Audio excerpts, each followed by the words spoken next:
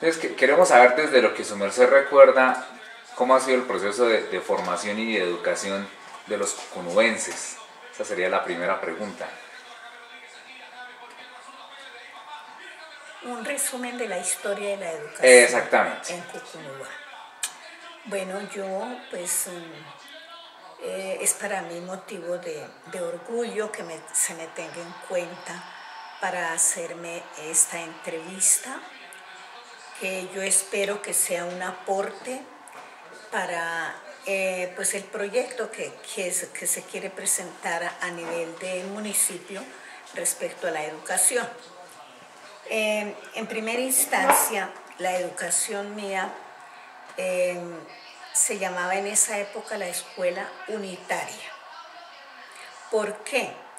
Porque solamente había un maestro para un grupo de niñas, uno o dos maestros para un grupo de niñas y un grupo de niños.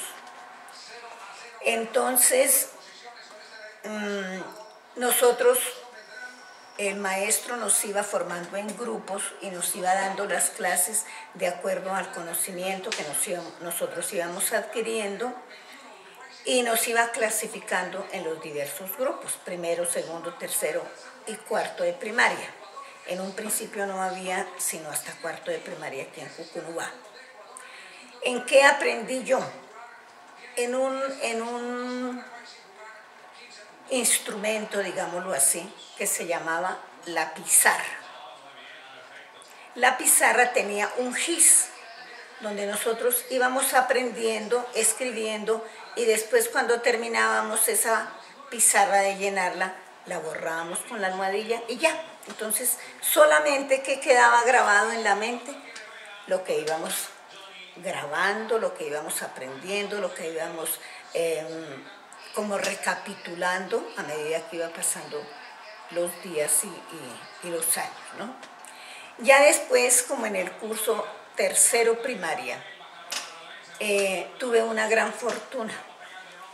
Mi maestra, que me acuerdo de ella, la señorita Matilde, y después la señora María de Jesús González, ellas o inculcaron en mí o me prepararon para la vida vocacional del magisterio. Tanto que la profesora María de Jesús era la jefe de los restaurantes en todo el municipio. Tenía que irse para Ubaté a hacer el mercado y me dejaba a mí de maestra. Ella me dejaba las hojitas con las consignaciones para que yo le repitiera a los niños de tercero y cuarto y para que les escribiera en el tablero lo que tenían que hacer en su pizarra a los niños de primero y segundo. Ese fue básicamente mi aprendizaje en los primeros años de primaria. Yo no podía ir a estudiar porque no tenía el quinto primaria. Entonces pues yo me quedé un poco de tiempo aquí en la casa hasta que logré que me llevaran para Ubaté. Años más tarde, entonces ya nombraron a un grupo de profesores para los diversos cursos, pero Cucunúa no tenía las aulas suficientes, de manera pues que el curso primero y segundo de niñas funcionaba en la escuela de niñas, no tenía otro nombre. Y la de varones funcionaba en lo que hoy es el Auditorio Municipal Policarpa Salabarrieta. Yo creo que Alexis alcanzó a conocer y a estudiar en esos salones, ¿no? No, yo estudié abajo, que era la escuela de varones, y la Pola era la de las niñas, pero en ese tiempo pues ya para el año 1989, que fue cuando yo ingresé, ya se estaba volviendo mixta la Pola. Estoy confundiendo con Enrique y con Alvarito. Sí. Por lo parecidos. Sí. Bueno, entonces ahí funcionaban los cursos en el auditorio, primero, segundo, a un lado, separado por un cancel, y tercero y cuarto al otro lado. Y las niñas funcionaban en lo que es hoy como el estrado del auditorio municipal. Esa era toda la escuela. eran todos los salones que funcionaban para primaria, tanto de niñas como de niños. Luego después ya construyeron el edificio que hoy está, que ya no está para la primaria, sino que funcionan oficinas de la alcaldía. Entonces ya esos fueron primero, segundo y tercero de primaria lo que funcionó ahí. Bueno, ¿cómo fue más tarde la educación? Cuando ya terminé mis estudios y vine a trabajar aquí a Cucunúa. Entonces la enseñanza era tradicional. ¿En qué consistía esa enseñanza tradicional? En que el maestro enseña y el niño aprende. El maestro escribe en un tablero con tiza y el niño transcribe eso a sus cuadernos. El niño pocas oportunidades tiene de preguntar. No porque no se quisiera preguntar, sino porque los temas que se iban explicando requerían de tiempo. Uno tenía que preparar unos materiales, unas láminas, porque en esa época no había nada. Era todo rudimentario, entonces el maestro tenía que preparar sus láminas, por ejemplo, si era el estudio del aparato digestivo o del sistema óseo, tenía que inventarse, hacer un dibujo, si no lo sabía dibujar, valerse de alguien quien se lo dibujara, ubicar las partes, lo mismo con la geografía también, aprender a dibujar el mapa de Colombia perfecto a base de cuadrícula para ubicar los principales puntos estratégicos de nuestra geografía colombiana. Entonces, todo ese trabajo que implicaba en estampar un dibujo y escribir a mano con tinta, precisamente en esa época se manejaba mucho la tinta pluma, ¿no? Que para aprender a manejar la plumilla, eso era una cosa grave porque se derramaban los tinteros, se manchaban los cuadernos, los niños vivían con las manos todas manchadas. Era un problema para el niño y pues también para el maestro. Pero todo ese trabajo, toda esa complicación era lo que hacía que el estudiante diera el rendimiento maravilloso que nosotros tuvimos, gracias a Dios, porque yo sé de tener unos alumnos luchadores, emprendedores, donde en esa época el alumno competía por ser el mejor, por tener su primer puesto, por llevar sus cuadernos pulcros, impecables, por ser en su persona íntegro el alumno. Entonces el maestro gozaba de esa dicha de tener alumnos excelentes y alumnos buenos, ¿no? Lo mismo para la matemática, se hacía mucho concurso de cálculo mental, se hacía mucho concurso de tablas de multiplicar, de ejercicios matemáticos, y todo eso era grabado en la mente, de manera pues que el niño sabía, cuando salía de quinto primaria, sabía muchas cosas que yo pienso que hoy en día el niño de quinto primaria no alcanza a abarcar todos esos temas ni esos programas. No porque el maestro sea malo, sino porque es lo que le exige el Estado. A medida que va pasando el tiempo, yo pienso que la educación, no a nivel de Cucunúa, sino a nivel del país, se ha ido deteriorando, ha ido retrocediendo. No más el hecho de utilizar una calculadora en un examen, una calculadora. Ya el niño no tiene esa oportunidad de pensar ni de hacer trabajar la mente. Lo mismo para la lectura. El niño antes aprendía a leer desde segundo primaria y ya manejaba perfectamente los signos de puntuación, los diversos matices de la voz.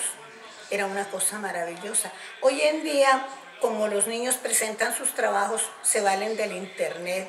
Entonces eso es fácil, bajar y pasar a una hoja y presentar los trabajos. Y lo mismo hablando en todas las áreas es lo más fácil para el alumno, de manera pues que no implica un esfuerzo que lo haga trabajar, que lo haga mentalizar y que lo haga transportar ese conocimiento para llevarlo como a una realidad y a una formación más integral. ¿De qué año estamos hablando de ese contexto, señora Georgina? Bueno, de la educación mía, más o menos en el año 52-55, en primaria. En bachillerato del 58 al 63, 57 al 63. De mi trabajo como maestra, docente, del 63, yo hablaría hasta el año 2005, que tuve la oportunidad de prestar mis servicios aquí en Cucunguá, con los diferentes cursos, de primero a quinto primaria, porque nos rotaban, trabajábamos en primero, segundo, tercero, cuarto y quinto, o integrábamos materias, dictábamos de primero a quinto con un área, otros años teníamos el curso completo, bueno, había diferentes modalidades y formas para poder transmitir ese conocimiento. ¿De sus padres qué recuerda de la educación que tuvieron? ¿Sí tuvieron educación primaria? ¿De quién? De sus papás, señora. De mis papás, muy poca. La educación de mis papás fue muy elemental, sí. Cuando dice elemental, ¿a qué se refiere? Aprender en ese tiempo el niño más adelantado llegaba hasta segundo primaria, tercero primaria. Sí. ¿Y esas competencias para qué le servían en la vida? Por ejemplo, a mi papá, sí. Él fue un gran comerciante. Él se desempeñó mucho en sus negocios, no solo a nivel de Cucunubá, sino a nivel Bogotá, Chiquinquirá, Saboyá. Y de esa manera él se desenvolvió con su poca experiencia que él tuvo. De lo que recuerda que él le contó, ¿qué aprendió en esos 2 años que tuvo acceso a educación? A ver, yo de mi papá aprendí muchas cosas. ¿Por qué? Porque él me llevaba a donde él iba. Por ejemplo, a Ubaté, él iba a comprar el trigo y él me enseñaba a transformar o hacer la convergencia de arrobas, de toneladas, a arrobas, de libras, de gramos, de todo eso para poder comprar. Porque en ese tiempo la pesa era de 5.15.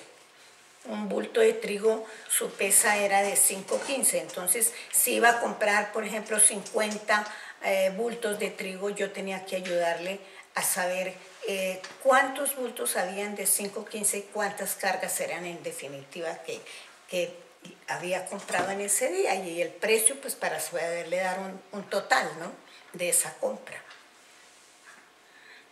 Estamos hablando de que la educación que ellos recibieron era extremadamente competente con relación a la contemporánea. Claro, claro, sí.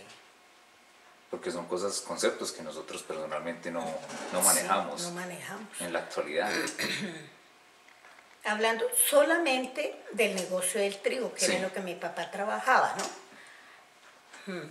Porque también, por ejemplo, en eso de las libras, de las onzas, ahora en eso de las medidas que eran varas, yardas, pulgadas, gendarmes, todo eso, entonces eso era una cosa extraordinaria lo que uno aprendía, a manejar y a transformar medidas de mayores a menores y de menores a mayores.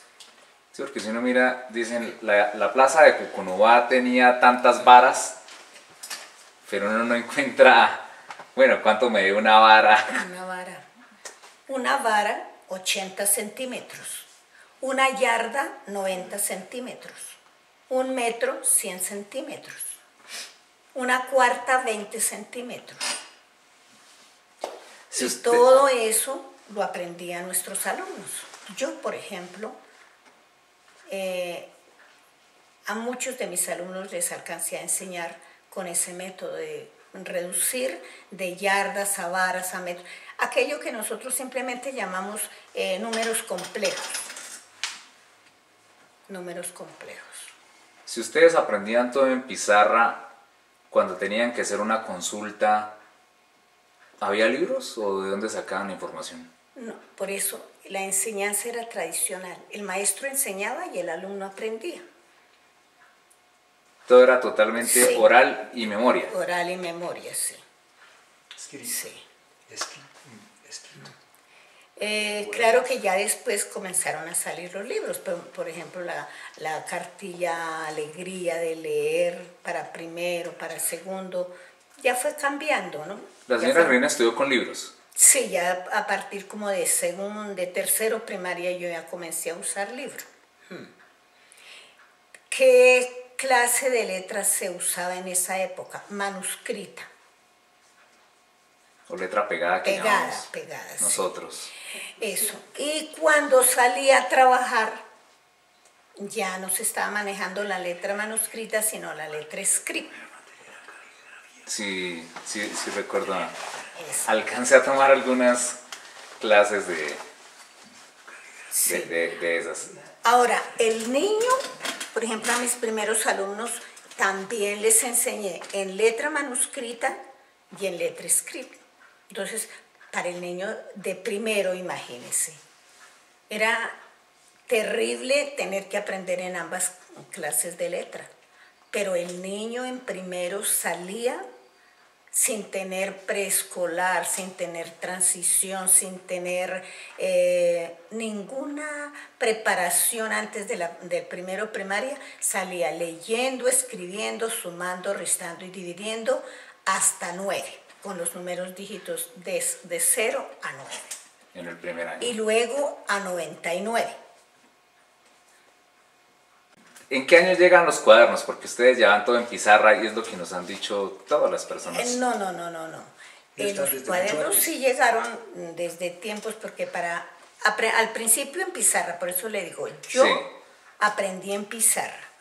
Ok. A partir de segundo o tercero ya utilizamos cuadernos, porque no, por eso le cuento que utilizamos los tinteros. Sí. Eso nos tocaba colocar el frasquito de tinta y pegarle unas 4 puntillitas para que no se nos fuera a caer el tintero sobre los cuadernos y no fuéramos a dañar el pupitre, ni a dañar los cuadernos, ni nuestro uniforme tampoco, ¿no? Entonces, más o menos cuando yo comencé a estudiar ya iba desapareciendo la pizarra. Ya estaba desapareciendo la pizarra. ¿Los tinteros los compraban los papás o...? Sí, todos los papás. En esa época a nosotros no nos daban nada. En esa época no había ese sentido paternalista que existe hoy en día. Es que yo pienso que una serie de normas que han venido apareciendo con la evolución y con el paso de los años es lo que ha venido dañando nuestra educación, nuestra cultura, nuestra manera de vivir, porque hoy en día ya nosotros nos volvemos que todo nos den y que si no nos dan, pues no hacemos nada, ni luchamos por trabajar, ni por conseguir, ni por nada. En esa época tampoco no había ni que el Día de los Niños, ni que el Día para peor, de las brujas. Ahora se está infundiendo y se está incrementando ese 31 que el Día de las Brujas, cuando le estamos dando espacio es a una cantidad de normas que van en contra de nuestra propia vida, de nuestras creencias, de nuestra religión, diría yo, y que en lugar de mejorar vamos a ir retrocediendo y incrementando cosas que no deben ser, maneras de vivir que no deben ser, hábitos. En los alumnos, hoy en día me da la impresión a mí que el alumno es muy perezoso. El alumno no quiere aprender. El alumno, desde que aparecieron los objetivos, los logros, el niño, si perdió un logro, lo tendrá que pasar, sea como se sea, a las buenas o a las malas, así no sea en la materia, que pinte el salón, que pinte una pared. Imagínense eso. Si será que un logro se logra, perdonen la redundancia, un objetivo se logra, que si yo no sé dividir, vaya a ganar un logro pintando el salón. Y eso yo lo he visto y por eso me atrevo a decirlo. Como también hay alumnos que son muy competentes, que tienen un espíritu de progreso, de identidad, de avanzar cada vez más en la calidad de su educación, que me alegró mucho saber que el año antepasado o pasado, un niño de aquí del Colegio Divino Salvador pasó en la Nacional y se está preparando en la Universidad Nacional. Entonces eso también es un orgullo para el colegio, un orgullo para los profesores y también un orgullo para los alumnos que quieren ser algo en la vida. Si se llegaba hasta cuarto primaria, acá en Cucunúa, las personas que querían seguir avanzando en su formación académica, ¿qué debían hacer? Irse para Guate, internas. En ese tiempo en los colegios de Guate había internado. Sí, yo me fui interna para Guate. ¿A qué edad? A la edad de 10 años y medio. ¿A Sí. qué curso? Yo entré a una institución que se llamaba en ese tiempo la Complementaria, ¿La complementaria? dirigida por Hermanas de la Presentación. ¿Qué hice allá? Allá hice primero complementaria, segundo y tercero. Y las hermanas vieron en mí de pronto que era buena alumna y me brindaron o me ofrecieron un cupo en el Colegio de la Presentación. Allá me evaluaron porque en la complementaria había media jornada de conocimiento y media jornada de vocacionales. ¿Qué aprendí? Aprendí modistería, aprendí bordados, tejidos y pintura. Entonces eso le quitó la intensidad horaria a los conocimientos intelectuales, ¿no? Entonces me fui para el Colegio de la Presentación y allá me hicieron exámenes y me ubicaron en el tercer grado de normal. Y ahí continué mis estudios para hacer mis estudios normalistas. ¿Qué implicaba tener un estudio normalista en ese tiempo?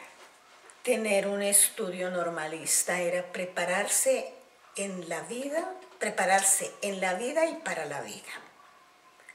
Para uno aprender a ser y para aprender a enseñar y a formar a las nuevas generaciones del futuro. Ese ser normalista era un compromiso con ser un maestro modelo.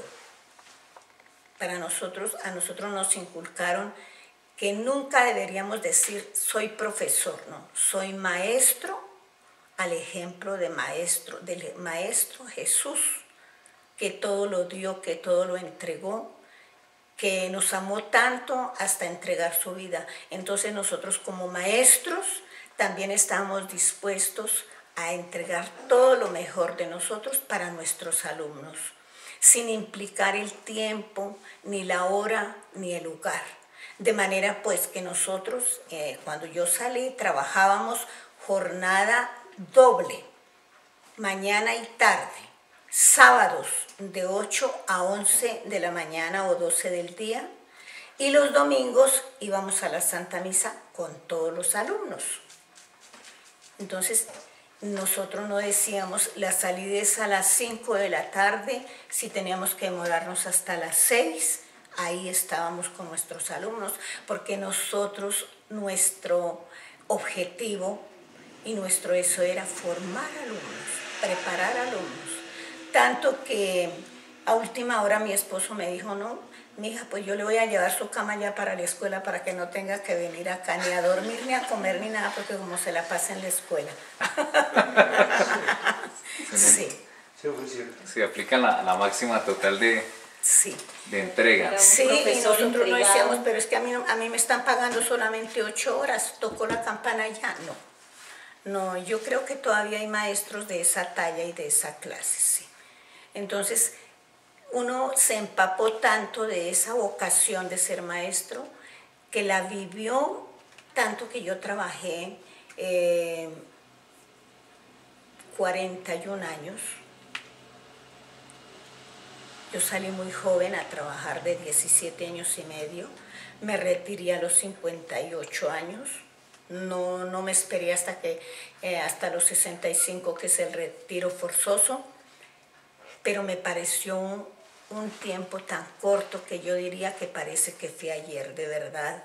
Lo viví tan alegremente, lo compartí con mis compañeros maestros, con mis alumnos y con los padres de familia, que eran unas personas muy queridas, que le colaboraban a uno en la educación de sus hijos y que siempre estaban ahí para hacer lo que el maestro les insinuaba. Entonces fue un trabajo muy competitivo, muy bonito, que le traía a uno muchas satisfacciones y mucha alegría para estar disfrutando este descanso que el Señor ahora le ha dado, para bien merecido, como premio por esa labor que nosotros, o que yo he cumplido. Ya para finalizar, dentro del contexto provincial y nacional, ¿a qué se debe, en su opinión personal, que al cucunubense se le dé ese calificativo de una persona disciplinada, trabajadora y sobre todo muy intelectual? ¿Cuál considera usted que son esos pilares que han permitido que algunas generaciones anteriores y algunos pocos, digámoslo así, actualmente se les dé ese calificativo de que el cucunubense es muy intelectual y muy trabajador en todos los aspectos académicos? Bueno, pues yo pienso que Cucunubá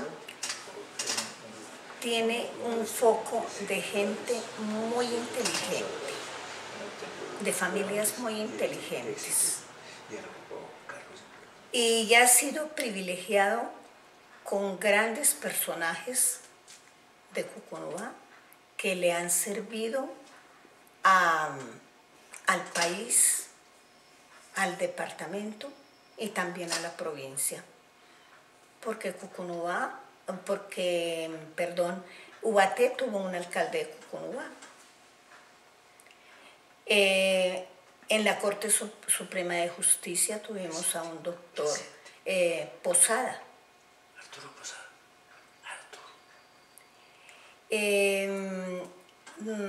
Bueno, hay muchos personajes que en este momento en realidad de verdad no me acuerdo, pero también valga recordar con mucho cariño a don Enrique Rodríguez Achuri, que a pesar de que él no fue de Cucunubá, fue hijo adoptivo de Cucunubá y le sirvió a Cucunubá como un gran líder que yo pienso, ojalá no sea así y esté equivocada, que no volveremos a tener un líder como él.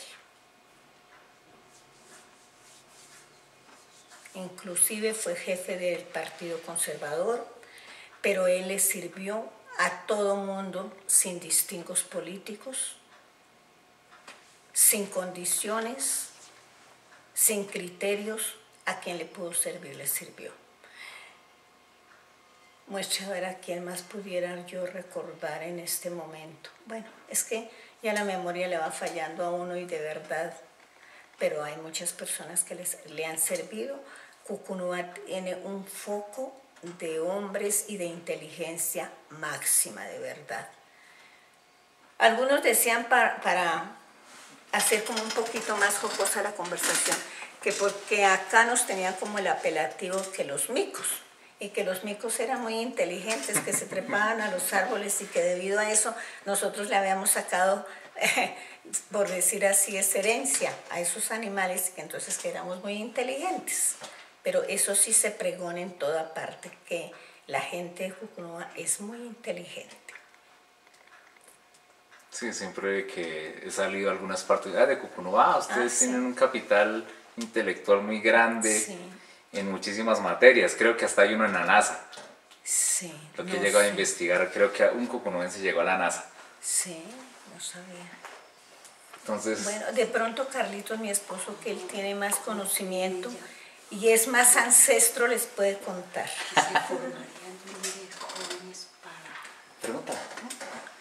Pregúntala porque no me la... Bueno, señora Georgina, quiero hacerle una pregunta. ¿Cómo cree, señora Georgina, que formaríamos líderes con jóvenes de esta época para servicio de Cucunubá?